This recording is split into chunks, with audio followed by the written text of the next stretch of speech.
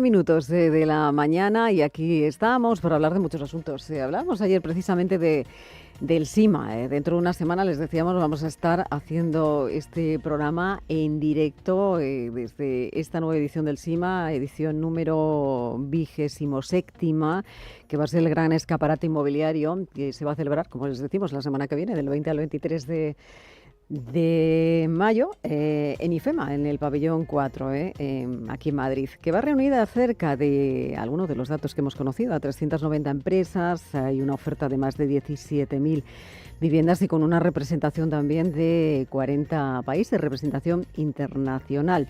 Se esperan superar en esta edición los 21.000 visitantes y la República Dominicana será el país invitado. Nos va a acompañar en este programa Santiago Herrero, socio director de Planet Exhibition, para conocer cuáles son esas claves de esta edición y el momento que vive precisamente el sector, cómo llega este año SIMA 2026. Nos vamos también a hablar de la evolución del mercado de la vivienda. Lo vamos a hacer con el Emiliano Bermúdez, su director general de Don Piso. Vamos a hablar de esas previsiones que hay para este año y también de ese grave problema de la falta de oferta y de las dificultades de los jóvenes al acceso de la vivienda. En España existe un déficit estimado de unas 800.000 viviendas. El aumento demográfico y de hogares pues está generando este déficit de unas 30.000 viviendas cada año. La oferta residencial disponible ha caído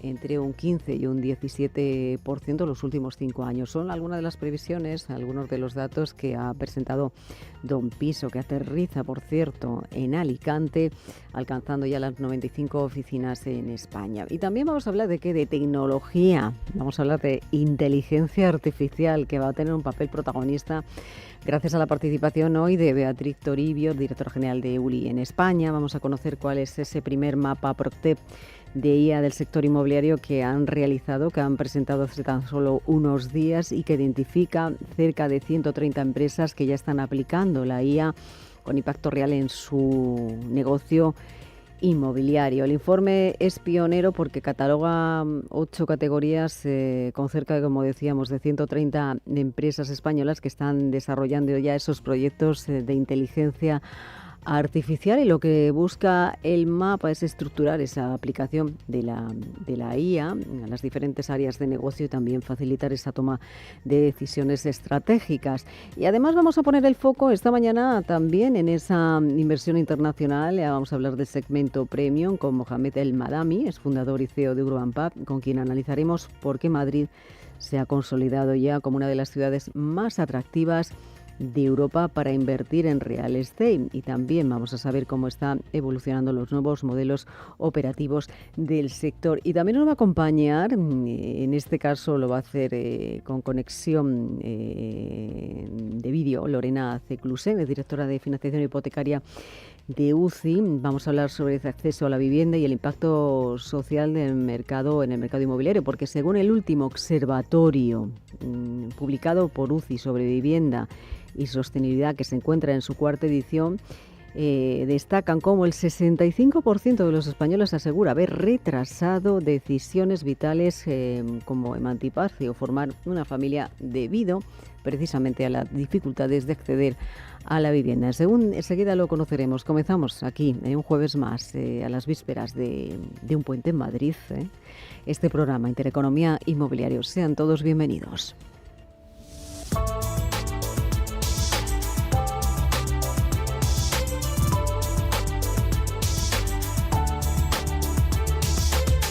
Elena Fraile dirige y presenta Intereconomía Inmobiliario.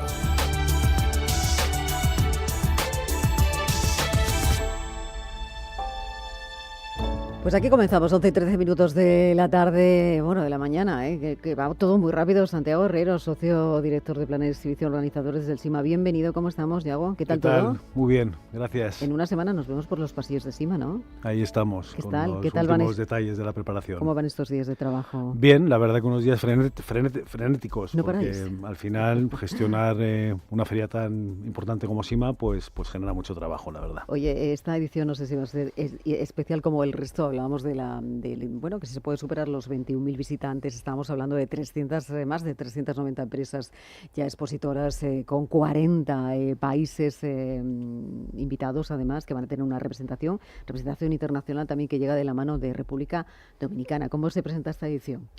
Pues la verdad que muy bien, con muy buenas expectativas. Te comentaba antes de iniciar este programa que estamos superando los registros tanto de público como de profesionales que conseguimos en la edición de 2025 y por tanto esperamos superar la cifra de 21.000 visitantes y de 8.500 profesionales inversores. Y luego a todo esto se suma también un incremento en la oferta expositiva, pasando de 350 expositores que tuvimos el año pasado a 390 empresas. Y también vamos a superar las 35 delegaciones internacionales que tuvimos en 2025 y vamos a tener este año 40 delegaciones de diferentes mercados que vienen al salón. ¿Dónde se pone el foco? Porque evidentemente se va a hablar y muchísimo de esta vivienda asequible, de la necesidad, lo decíamos, de la falta de vivienda en nuestro país. Hablamos de esas cifras, de que según el organismo que identifiques, te hablan de 800.000, te hablan de 1 millón de viviendas necesarias para cubrirse el déficit de vivienda en España. ¿Cómo se presenta este reto para SIMA 2026? Bueno, me preguntas por el foco. A ver, efectivamente el tema de la vivienda asequible es un tema importantísimo dentro de SIMA. Es un problema además que no solo ocurre en España, debido pues a la escasez de suelo, los altos costes de mano de obra, la subida de precios, etcétera, sino que es un problema global. De hecho, ayer el comisario de Vivienda de la Unión Europea, Don Jorgensen, publicaba una nueva iniciativa que se llama European Housing Alliance, que quiere que se unan ciudades europeas para hablar y discutir y solucionar todos estos asuntos de vivienda asequible, o sea que es un problema global. Y de hecho, bueno, en SIMA tenemos dentro del programa de contenidos de la International Living Conference, tenemos un track específico que habla de vivienda asequible.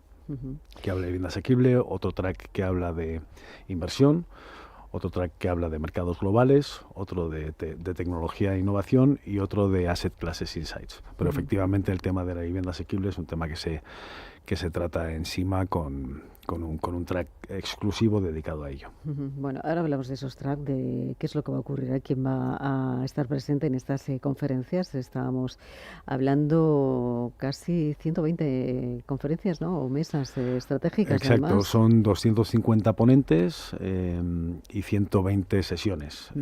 SIMA reúne a toda la cadena de valor del sector, o sea, a inversores, promotores, administración, consultoras, agentes, está toda la cadena de valor del sector representado, no solo en el programa de conferencias, o sea, porque SIMA está dividido en dos partes, ¿no? Está por un parte el lado exclusivamente profesional, que es SIMA Pro y SIMA Tech, donde además está la International Living Conference, pero luego aparte está la parte de público final, ¿no? Que se divide entre SIMA Expo, que es la oferta residencial, y SIMA Invest, que es oferta exclusiva de inversión.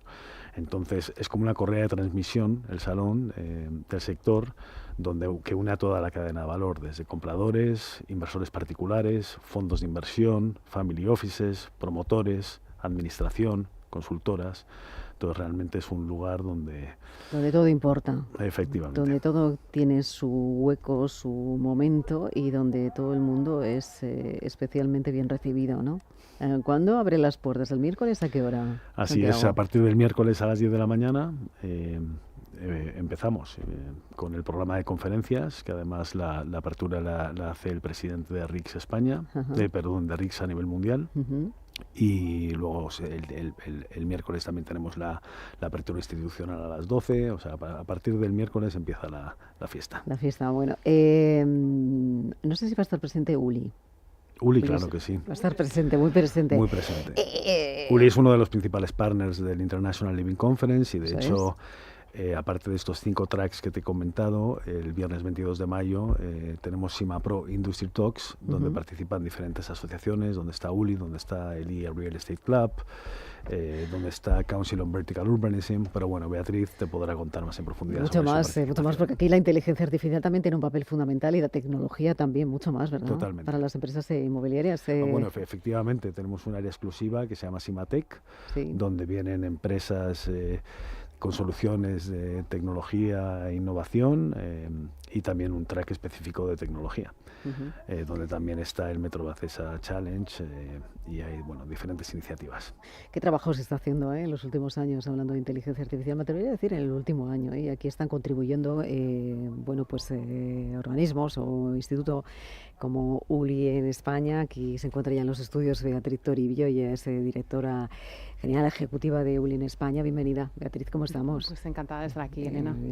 Siempre que me invitas me encanta venir. Aunque tenéis las agendas muy ocupadas últimamente. Sí, un poquito. Estáis muy ocupados porque estáis presentando, celebrabais, creo que la conferencia anual, celebrabais, o estamos hablando de este informe tan importante, ¿no? Que tiene como foco a esta inteligencia artificial, ¿no? Es lo decía yo, la primera vez, ese primer mapa de PropTech de IA en el sector inmobiliario en España, que está identificando ya quién está trabajando, ¿no? Con esos 130 empresas, cómo lo están haciendo, identificando esas oportunidades que genera la IA para atraer a esas empresas que aún no lo están haciendo. Yo creo que eso es importante, ¿no? Hacerlo. ¿Qué habéis observado en este mapa? ¿Qué significa este mapa para vosotros? Bueno, primero ha sido un reto, ¿no? Pero consideramos que era de mucha utilidad que precisamente, ¿no? Porque tenemos, ¿no?, el mantra de que somos un sector que no innova, ¿no? Y yo creo que el SIMA es un ejemplo de ello, de cómo ha evolucionado el sector. Y hay muchas empresas que ya están aplicando inteligencia artificial y hay muchas soluciones que pueden ayudar a otros, ¿no? Entonces, la misión de ULI, ULI es un instituto de conocimiento, es una organización global con más de 48.000 miembros en todo el mundo, pero aquí en España considerábamos que era necesario un poco poner luz sobre todo lo que se está haciendo ya con inteligencia artificial. Y este mapa lo que hace es dividir esas 130 empresas en diferentes categorías y mostrar qué es lo que están haciendo, ¿no? Entonces hicimos un evento que fue un éxito total, en el que mostramos pues 3 empresas de 4 de esas categorías, ¿no? Pues por ejemplo soluciones de marketing, soluciones de data. Recuerdo una PropTech muy interesante pues para cuando realizas todos los documentos, ¿no?, de la administración a la hora de presentar un pliego, de rellenar un pliego. Bueno, pues precisamente ya hay soluciones, ¿no?, que nos ahorran muchísimo trabajo. Y lo que pretendemos con esta iniciativa, que va alineada con ULI tiene diferentes misiones, una es generar conocimiento, pero otra es educar y formar, ¿no?, y compartir ese conocimiento con nuestros miembros, y no solo con la industria, sino lo que nosotros llamamos el entorno construido, que es todo lo que tiene que ver con ciudades, con urbanismo, etcétera, etcétera. Pues lo que pretendemos es que se quite el miedo, ¿no?, a aplicar la inteligencia artificial en nuestras empresas para mejorar en esa innovación y sobre todo aprovechar mejor esas oportunidades que nos ofrece ya la inteligencia artificial. Claro, esta es una gran oportunidad, como decía, para poner a la inteligencia artificial en el centro del negocio y del sector inmobiliario. Y yo creo que vamos a seguir hablando de este informe, de este primer informe sobre IA, de PropTech, y de ULI. Pero quiero saludar también a alguien que ha pertenecido a ULI. Porque parece que no se conoce, no sé si se conoce mucho ULI en España, no sé si es muy conocido, pero yo creo que nos lo va a afirmar Mohamed El Madami, fundador y CEO del grupo Urbanpath. Mohamed, bienvenido, buenos días, ¿cómo estamos? Muchas gracias. ¿Qué tal todo? Muy bien. Estamos hablando fuera. Tú has formado parte de ULI. Sí. A nivel internacional. Sí, yo soy un fan y amante de ULI. He estado involucrado además en muchas iniciativas de PropTech dentro de ULI. Estuve también 2-3 años en el comité ejecutivo de Young Leaders y bueno, conozco a casi todo el mundo. Pero esto tuve que cambiarlo, ¿eh? Sí, ya no estoy activo en el comité, pero sigo muy conectado con ULI. Sí, Oye, ¿qué significa ULI? Porque quizás se necesite, ¿no?, conocer un poquito más en el mercado en España, o eso a nivel internacional, porque es fíjate que estaba fijando que nació en el año 1936. ¿No? Aquí en España quizá lo conocemos menos porque no nos ha llegado tanto, ¿no? Pero está haciendo una labor fundamental. Sí, es para el valor que aporta y para el nivel de todos los miembros que la componen, es demasiado poco conocida en España. Los últimos años ha crecido bastante, creo que ahora tendremos en ULI cerca de 400 y pico miembros, ¿no? 600. Ya hemos crecido, pues bueno, estamos creciendo cada vez más rápido, pero al final ULI es una organización internacional que concentra a todos los profesionales del mundo inmobiliario, o sea, tanto en la parte de inversión, arquitectura, legal, desarrollos, etcétera, etcétera. Bueno, es la mejor plataforma para conectarte con la industria, conocer gente, estar al día y en España la verdad que los eventos que, sobre todo en Madrid, que hacemos son súper interesantes. Se define como un instituto, por si acaso alguien nos está escuchando, de educación y también de investigación, ¿no? Sí. Pero hablando de inteligencia artificial, Mohamed, vosotros en Urbanpac sí que aplicáis la inteligencia artificial. Bueno, nosotros somos unos frikis de la ¿Sí? tecnología, sí. Yo personalmente soy... No sé si he formado parte de esos 130 empresas. Sí, que ha sido una de nuestras empresas ¿Ah, está sí? listada ahí, sí, Ah. Aether Generative AI. Sí. No, nosotros somos unos frikis de la tecnología y de hecho la visión que tenemos es crear la infraestructura de la industria inmobiliaria con una visión bastante ambiciosa y a escala global. Yo personalmente soy ingeniero aeronáutico, he programado durante toda mi vida en todos los lenguajes posibles y bueno, lo que estamos, de hecho, dentro del grupo tenemos dos compañías que son puramente tecnológicas. Una de ellas es Aether Generative AI, que hemos montado diferentes plataformas de inteligencia de mercado basado en data e IA, que al final nos ayudan a originar, encontrar las mejores oportunidades, predecir tendencias, valorar mejor los activos y tener completamente monitorizado el inmobiliario, además para todas las tipologías, porque al final el inmobiliario es enorme, ¿no? Muchísima gente cuando piensa en inmobiliario piensa en vivienda, pero está el retail, hotelero, healthcare, self-storage, está logístico y cada asset class funciona de una manera completamente diferente, tiene sus propios drivers, tiene sus propias fuentes de información y nosotros al final lo que hacemos dentro de Urbanpac es combinamos como tres mundos completamente diferentes, ¿no? Por un lado el barro inmobiliario, porque el inmobiliario es barro, hay que estar en las calles, ¿no? Y con los brokers, con los abogados, con los fiscalistas, la tecnología y hacer tecnología que realmente sea útil para el inmobiliario, porque yo sí que pienso que el mundo PropTech no han entendido la singularidad del mundo inmobiliario, por eso la gran mayoría de las PropTechs que ha habido en España han fracasado, han levantado mucho capital en el 2021-2022, pero han terminado fracasando. O sea, al final combinamos el barro inmobiliario, la tecnología, y luego para conseguir escalar tienes que conectarte con el capital institucional, con los fondos, con las OCIMIs, con las Family Office, y eso pues conectar tantos mundos tan diferentes no es tan sencillo. Pero sí, o sea, resumiendo a tu pregunta, nosotros el 40% del equipo son programadores, somos ingenieros, físicos, matemáticos, que estamos ahí con fricadas todos los días. Me has respondido mucho más de lo que te hizo en la primera pregunta. Claro, vuestra propuesta de valor, porque ¿cuándo nace? Y también tengo curiosidad, ¿cómo llega un ingeniero aeronáutico al sector inmobiliario, Mohamed? ¿Cómo pues, llegas? De rebote. Yo estuve trabajando en banca de inversión, consultoría estratégica y gestión de fondos, y vi una oportunidad en el inmobiliario. Al final es una industria que es enorme, mueve trillones de dólares al año.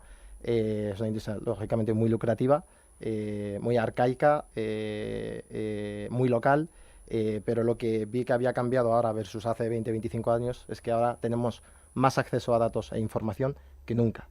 Y la tecnología, con la tecnología puedes hacer cosas que antes tardabas 6 meses, ahora las hacemos en 2 días, ¿no? Y yo creo que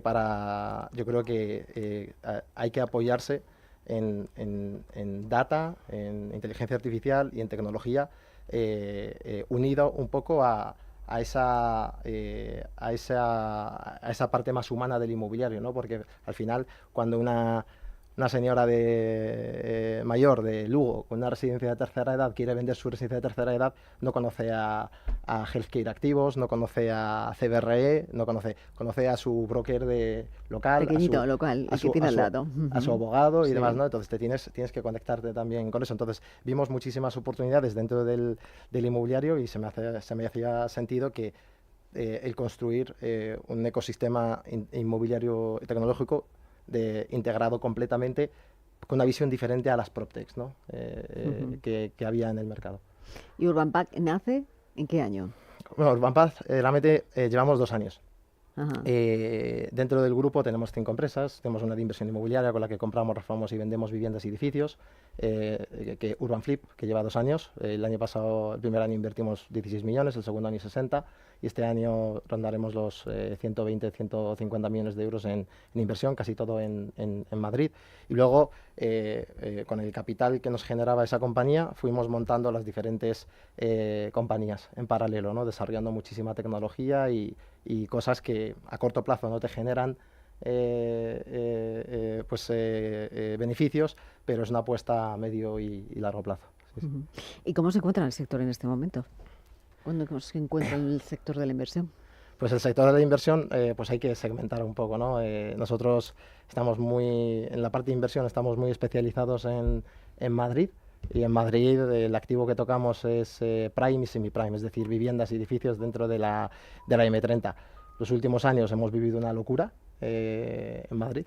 Ayer tenía un invitado que me decía, ¿cómo está el mercado de Madrid? Y decía, imposible. Sí, sí. O sea, la demanda es obvia, hay una demanda salvaje. De hecho, en Madrid, si no estoy mal, cada año aumenta su población 80.000, 90.000 personas. Entonces, y esas 80.000, 90.000 personas, al final no es el mexicano que viene de fuera, muchas veces es el tío de Soria que no encuentra trabajo en Soria y si viene a trabajar a Soria, la persona de Lugo que viene aquí a estudiar, ¿no? Y luego le unes un poco el nivel de la educación internacional que tiene, la calidad de vida, el valor refugio que se pone, y luego situaciones como la que está pasando en Latinoamérica, por ejemplo México, que tenemos ahí una oficina para atraer capital y compradores de vivienda. Por ejemplo, México, por la relación que tiene con Estados Unidos y por la situación de incertidumbre que tiene el propio país, pues está viendo ahora mismo una oleada de mexicanos comprando aquí. Y luego está la otra cara de la moneda, es decir, la necesidad de que los jóvenes puedan acceder a ese mercado, a comprar una vivienda. Y aterrizando así en los datos, lo decía anteriormente, hay muchos jóvenes que tienen esa dificultad, se necesitarían ese déficit hasta 800.000 viviendas al año. Al año, los próximos años. Y saludo ya también a Emiliano Bermúdez, subdirector general de Don Piso. Emiliano. ¿Qué tal? ¿Qué tal? ¿Cómo estamos? Pues muy bien, encantado. Pisando tierra, ¿no? Pisando tierra. Aquí no hacemos puente, ¿verdad? No. No toca. No, bueno, ya nos tocará en otra ocasión. Esto a por barrios, ahora os toca a vosotros y mañana pues seguramente nos tocará a nosotros. Bueno, ¿qué es lo que está ocurriendo en el mercado? Pues voy a ver si lo explico de la manera más sintética posible, ¿no? Tenemos un mercado tensionado, donde cerramos un ejercicio 2025 extraordinario, con más de 750.000 viviendas. En esas 750.000 viviendas continúa el encefalograma plano de la construcción, entre 90 y 100, cuando hacen falta casi 300. Es decir, es un mercado puramente de compraventa de segunda mano. Incremento de precios importante, que va a continuar. Y ahora se añade un factor importantísimo y que creo que va a marcar este año 2026 y seguramente 2027, que es la carencia de oferta. Es decir, es una situación de mercado que podemos definirla como de una cierta tensión. No hablamos de lo que puede ocurrir con tipo de interés si todo esto de más escala y se complica la situación. No hablamos de eso. Pero es un mercado que es el resultado de lo que hemos venido sembrando. Y muchas veces cuando voy a tertulias y entrevistas, pues todo el mundo habla del problema del sector inmobiliario, hay un problema, que no hay vivienda, no tal. El sector inmobiliario no tiene un problema técnico, tiene un problema político. Esta situación la ha generado la política y si queréis ahora lo explicamos. Tampoco tiene un problema de espacio, de suelo, no tiene un problema de permisos, tiene un problema de laberinto, de trabas, de problemas, de que para modificar un plan general de ordenación urbanística se peguen 10 años. Para aprobar desde que un suelo es suelo finalista hasta que al final se entregan las viviendas, pues pasan 4 o 5 años. Las licencias para construir son un camino de espinas, ¿no? La licencia para, digamos, la finalización de obra y luego la ocupación y suministros, pues Es decir, hay un problema de permisos. Y tenemos otro problema añadido. El sector promotor, lógicamente, perdió un músculo importante en la crisis 2008-2014 y es un músculo que todavía no se ha recuperado, ¿no? Y no se ha recuperado porque salió muy tocado de aquella situación, porque tanto las entidades financieras como los diferentes gobiernos lo han criminalizado, olvidándose de que siempre ha sido un factor de riqueza en la economía española y lo tiene que seguir siendo. Y ahora nos encontramos con la problemática también de la carencia de mano de obra especializada, también una consecuencia de aquel periodo, y nos encontramos también con una subida importante del coste de los materiales que da como resultado unos precios de repercusión que complica el mercado en el sentido de que puedan producirse viviendas asequibles para atender no ya las 800.000 viviendas que dice el Banco de España, que estima el Banco de España, que va sumando cada año. Claro, sino el gap que se produce cada año. Sí, cada año se generan 250.000 nuevos hogares y digamos que se sufragan, por decirlo de alguna manera, entre 90 y 100.000, que es la aportación de obra nueva. Y ante una situación de falta de oferta, porque desde 2010 hasta ahora la población española ha crecido en 3 millones de personas y esas personas necesitarán vivir en algún sitio. Lo de vivir debajo de un puente siempre no puede ser, no es ético ni es aceptable en un país como España, por lo tanto habrá que darle alguna solución en este sentido. Y cuando digo que es un problema político, lo digo porque nuestros gobernantes, conociendo el problema y sabiendo cómo se resuelve el problema, no aportan solución al problema, ni parece que estén en disposición de hacerlo. Porque hay un enfoque a esto totalmente sesgado desde el punto de vista ideológico, de cara al relato, y el humo no construye viviendas. Me gusta lo que dices, porque identificados, como dicen, los problemas, lo hemos hablado muchísimas veces aquí, en este programa, sabemos dónde están esos cuellos de botella, qué es lo que está pasando, pero se supone que hay que darles solución, y se habla más de los problemas que de la solución. ¿Tiene solución si se ponen en marcha los planes, las políticas de vivienda en los próximos años? ¿Qué puede ocurrir si no se da solución a este problema, a todos los problemas que tenemos encima de la mesa dentro de 5 años, por ejemplo? Mira, el ciclo de solución inmobiliaria es largo. 5 años es un periodo muy corto para empezar a solucionar, porque estamos hablando de una necesidad de 1 millón de viviendas, entre lo que hay ahora y el gap que se va a ir añadiendo. Por lo tanto, claro que hay soluciones, evidentemente que hay soluciones. Primera solución, la aportación de suelo. Segunda solución,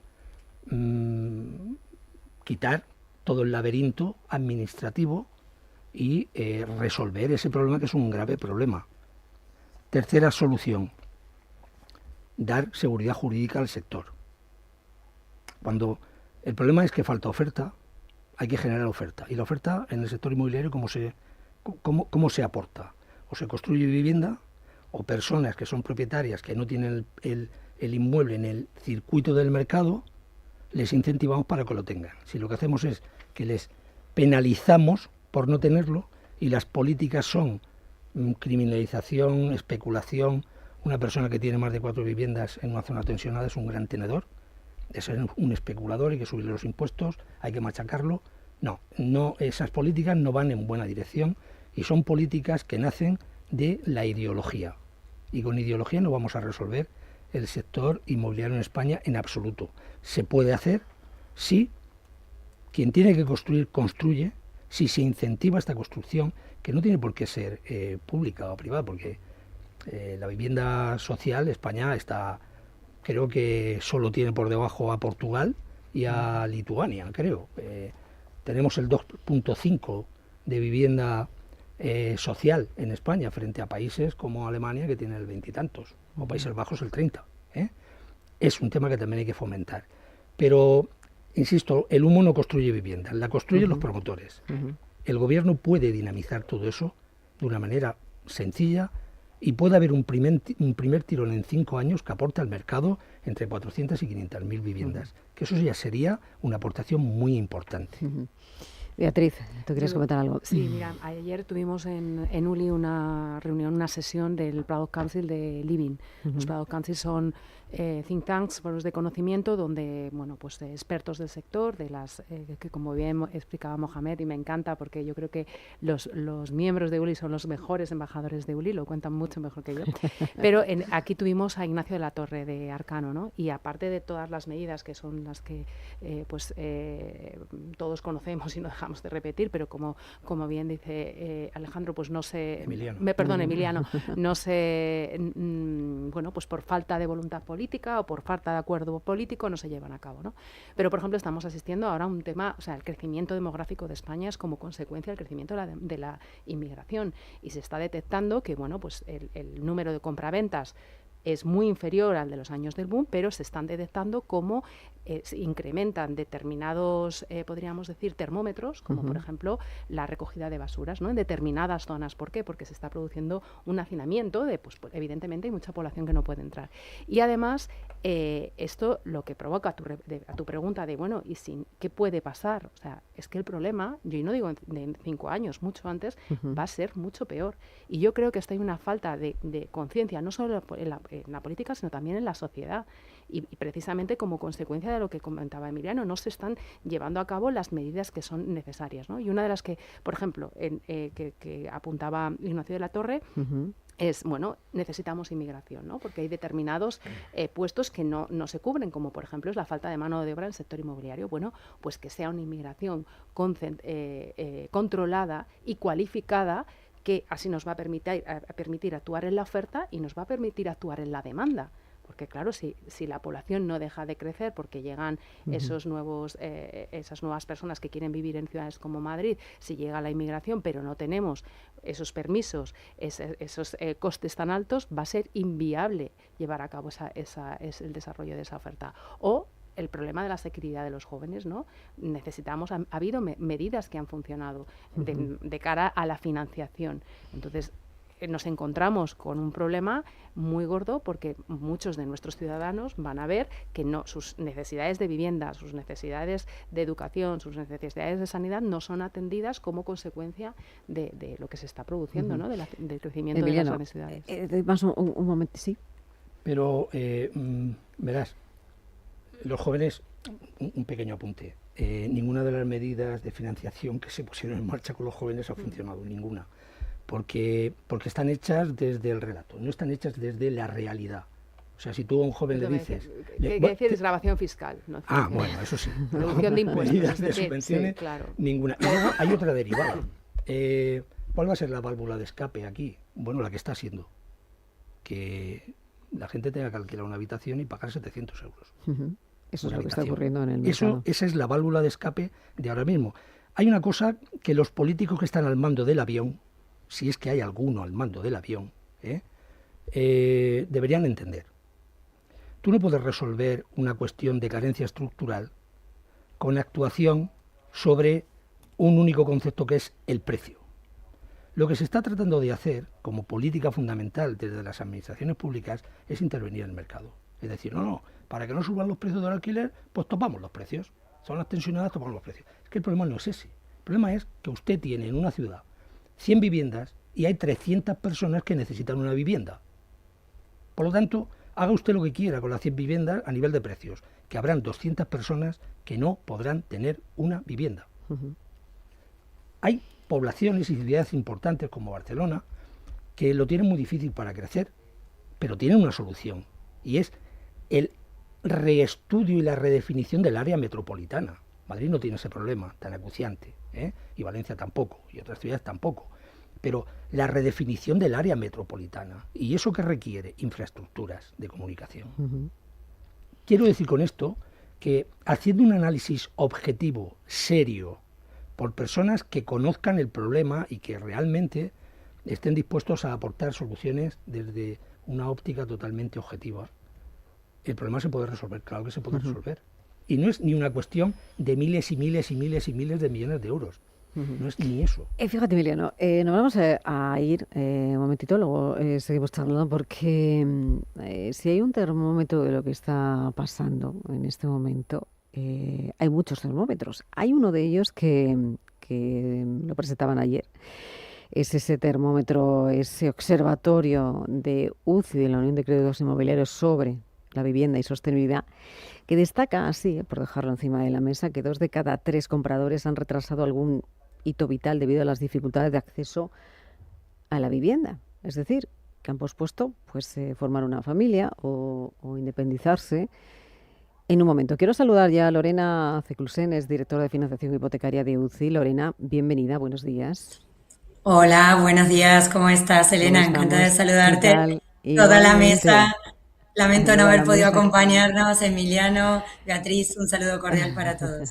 Es que las agendas son, como os digo, estás muy ocupados en el sector inmobiliario, es que no paráis. Ayer presentabais, estaba viendo ese observatorio de vivienda, que está en la 4ª edición, si no me equivoco.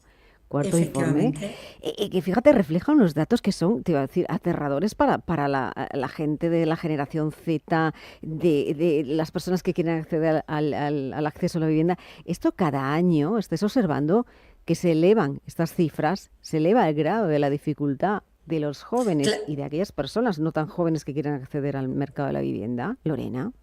Sí, así es, Elena. La verdad que el estudio, más allá, como tú decías, que hay muchísimas herramientas, datos, análisis e informes, yo creo que el valor fundamental de este observatorio es que, bueno, más allá de la metodología, que hay una representación geográfica de todas las comunidades autónomas y demás, realmente el estudio lo que demuestra son percepciones, estados emocionales, expectativas de los clientes. Esto no es el INE, no es los datos de registradores, es lo que los encuestados manifiestan percibir. Y entonces, como bien apuntabas, encontramos que a pesar de que el interés de compra sigue poquito entre el querer y el poder, ¿no? Hay distancia. Y en ese poder, efectivamente, como tú indicabas, 2 de cada 3 declaran que han retrasado hitos vitales importantes, como pueden ser la emancipación en más de un 35%, el poder tener hijos, un 30%, el poder cambiar de ciudad. Y cuando volvemos a hacer el zoom por edad, efectivamente estos impactos son mayores entre las generaciones más jóvenes, ese primer tramo de edad entre 25 y 34. Con lo cual, el problema no es solo, como estaban analizando excelentemente Emiliano y Beatriz, de la vivienda, de mecanismos, porque ellos también le preguntamos qué medidas propondrían y proponen, efectivamente, como estabais apuntando, ayudas con los gastos, deducciones fiscales, mayor apoyo a la financiación. Eso también está, pero sobre todo es que el no tener una vivienda está afectando su modo de vida, sus expectativas y el poder emprender proyectos personales propios. Fíjate que ayer teníamos en el programa el primer barómetro sobre el acceso también de la vivienda. Decían la mayoría, un 85%, un 87%, quiere comprar una vivienda, pero no puede, la quiere comprar, frente al 12% que lo quería hacer frente a una inversión. Pero estaba mirando el presupuesto medio de compra ha aumentado, según el informe, un 18% en los últimos 2 años. Pero pensando que ese gap de esas personas entre 24 y 32 años, imagínate, estamos hablando, nos situamos en el 2020, ¿vale? Una persona que tenía entonces 25 años, que ahora tiene 30, o esa persona que tenía 30 años y que se sitúa en 35. Pero es que tampoco, no son tan jóvenes, es que los jóvenes de hace unos años, que ya se están convirtiendo en personas de 40 años, tampoco pueden acceder al mercado de la vivienda. Si sigue esta evolución, Lorena, ¿dónde nos podemos encontrar? Porque se va a convertir en un acceso no solamente para los jóvenes, no vamos a poder acceder nadie al mercado de la vivienda, poca gente, pocas personas al mercado. Efectivamente, bueno, mira, sobre lo que decías del presupuesto, solo un apunte.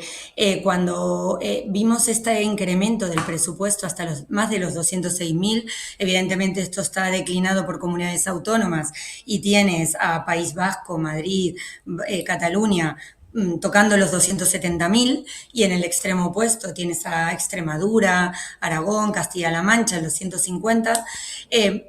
Lo que te lleva a pensar es decir, bueno, la gente tiene un presupuesto mayor porque compra viviendas más grandes, viviendas de 3 dormitorios y demás. Y la contralectura es que aunque siguen aspirando a vivienda de 3 dormitorios o más, la realidad es que con ese presupuesto se plantean solo viviendas de 2 o incluso de 1, dependiendo de la localización y la zona que pueda llegar a ser más o menos tensionada. Con lo cual, ese presupuesto también no solo refleja, como tú bien apuntas, el esfuerzo económico de poder hacer frente y con qué ahorro tengo que contar y con qué capacidad de pago pues necesito tener para hacer frente, sino que con ese esfuerzo mayor no voy a vivir mejor, voy a vivir en una vivienda más pequeña, a pesar de que la mayor parte de los encuestados declaran seguir acometiendo este proyecto en pareja, parejas con o sin hijos, pero el 70% siguen siendo pareja, que tampoco puedes decir, no, es que compran viviendas más pequeñas de 1 o 2 dormitorios porque son monoparentales o únicas titulares de compra, ¿no?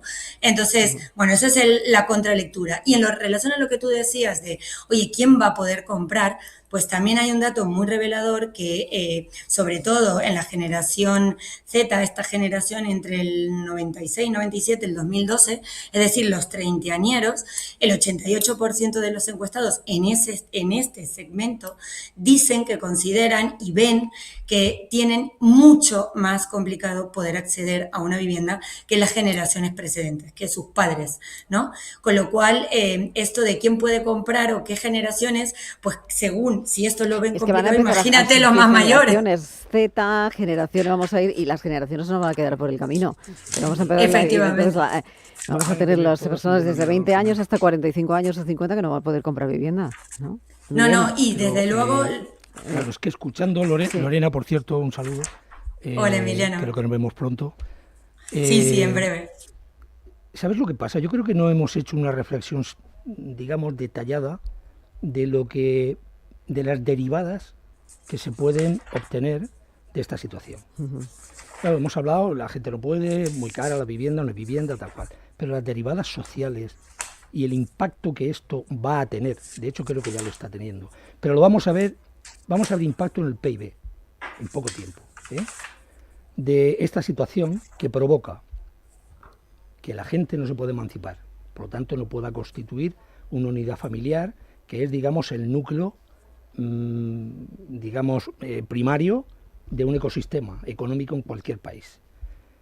Lo que es más importante, que el ascensor social, la vivienda en España siempre ha sido un ascensor social. Yo podía comprar una vivienda, yo hago mi familia, vivo mi vida en la vivienda y llega un momento que vendo la vivienda y como han ido subiendo los precios, pues con esa renta puedo tener otra vivienda y un dinero para lo que sea. Y también ha sido una fuente de financiación de las economías domésticas, toda la vida. La vivienda es el patrimonio. Todo esto lo estamos poniendo en peligro. Y lo estamos poniendo en peligro, insisto, por ser miopes, por decirlo de alguna manera. Hay un libro de marketing que me gusta mucho que es La miopía en el marketing de Al Trout que habla de esto, la miopía en los negocios. Yo creo que estamos teniendo una miopía que va a pasar una receta y una factura muy complicada a la economía española. Y no es verdad que el resto de países estén como España, en absoluto, no. La estructura de los sectores inmobiliarios y del problema y de la necesidad, más allá de que pueda ser coyuntural en esos países, no es ni de la potencialidad de aquí, ni es estructural como aquí. Ya. Mohamed, te voy a dar la palabra para que hagas una reflexión sobre lo que estamos hablando, en 30 segundos o 40 segundos. ¿Cómo es la accesibilidad? Sí. Del mercado inmobiliario. Sí, y de la accesibilidad de los jóvenes a la vivienda. Bueno, la situación es que yo creo que como hemos repetido muchas veces, es un problema estructural, es un problema político, ¿no? O sea, muchas personas quieren peras y no hay peras, ¿no? Y es un problema más a nivel político y yo creo que es muy complicado de resolver ahora mismo. Yo tengo muchísimos amigos que tienen muy buenos trabajos en consultoras, en bancos de inversión y demás, y no se pueden comprar una vivienda. Entonces, una persona dentro de la M30, por ejemplo, ¿quién puede comprar una vivienda dentro de la M30, no? Es un problema político, simplemente político y estructural, y estoy de acuerdo con Emiliano. Sí que hay tensiones en otros países, pero el problema que hay en España yo creo que es diferente. Bueno, Santiago, nos queda poco tiempo. Yo quiero, bueno, con Beatriz antes quiero hablar del informe, porque esta es la primera parte, primer informe muy especial para el sector que adelanta y avanza esas tendencias. ¿Cómo puede ser la tendencia de la inteligencia artificial en nuestro país en los próximos años adaptadas al sector inmobiliario? Yo no creo que sea una tendencia, creo que es una realidad y que es esencial para ser más productivos, para dar más valor a nuestros clientes, para aprovechar esas oportunidades para nuestras compañías. Y creo que todo va a pasar por ahí. Yo las conversaciones que tengo en este sentido ya son, te ponen más los pelos de punta que la situación en el mercado de la vivienda, ¿no? Entonces yo creo pero que la IA no va a solucionar el problema de la vivienda. Yo creo que puede aportar todavía, muchas soluciones y estamos en una revolución tecnológica que bueno, precisamente son las soluciones que vimos, ¿no? No como ahora pues podemos hacer mejores vídeos para atraer a esos clientes, cómo podemos obtener mejores datos, cómo podemos agilizar procesos, cómo presentar a un pliego administrativo, ¿no? Y en ULI precisamente lo que queremos es dar visibilidad a esas soluciones, por eso este mapa y por eso también una iniciativa que me gustaría mencionar brevemente, que son los Product Innovation Challenge, que es una iniciativa que hacemos a nivel europeo. Son unos premios para reconocer no solo PropTech, sino soluciones innovadoras en general, que nos ayuden a mejorar nuestra forma de vivir, nuestra forma de trabajar, y lo que pretendemos es hacer una selección aquí en España para luego que puedan tener esa visibilidad a nivel de Europa, ¿no? Que es lo que ofrece. ¿Cuándo se convocan, Beatriz? Ya está abierto el proceso, se puede hacer a través de nuestra web. Pues que se apunten, ¿no? Y la verdad es que tenemos un jurado muy, muy potente y lo que pues el ganador en España irá a esa competición europea y el ganador a nivel europeo pues podrá participar en otro de nuestros programas, que es el ULI Accelerator. Pero antes de todo esto, tenemos que ir al CIMA. Santiago, abre puertas. Bueno, próximo miércoles. Efectivamente. Bueno, complementando lo que dice Beatriz, a ver, es que la tecnología y la IA está en todo el ciclo de la inversión inmobiliaria, desde la identificación de los suelos, el desarrollo, la comercialización, el servicio postventa. Bueno, encima habrá un área también expositiva. Pero bueno, para cerrar un poco y hablar de SIMA, simplemente trasladar que es una gran oportunidad para los compradores. Hemos hablado de la falta de oferta. En SIMA tenemos más de 17.000 viviendas. Están muchos de los nuevos desarrollos de Madrid. Está Brunete, está Valgrande, está Ejones, Berrocales, Los Cerros. De hecho, bueno, en estos nuevos desarrollos de Madrid, de alguna forma se va a cubrir esta falta de oferta, porque en los próximos años se van a desarrollar más de 100.000 viviendas, lo que considero es una buena noticia. Y bueno, aparte también están las instituciones, estará la Comunidad de Madrid con el programa En Mi Primera Vivienda, pues para poder facilitar a aquellos que no puedan cubrir el 80% de la hipoteca, un 20% del aval. O sea que creo que será importante atenderlo. Efectivamente. Bueno, y nos tenemos que marchar. Lorena, gracias, te dejamos por ahí. Gracias, Elena. Gracias. Un abrazo muy fuerte para la mesa. Gracias, Beatriz, Mohamed y Santiago, ahí estaremos. Nos vemos allí en los pasillos. Gracias. Gracias.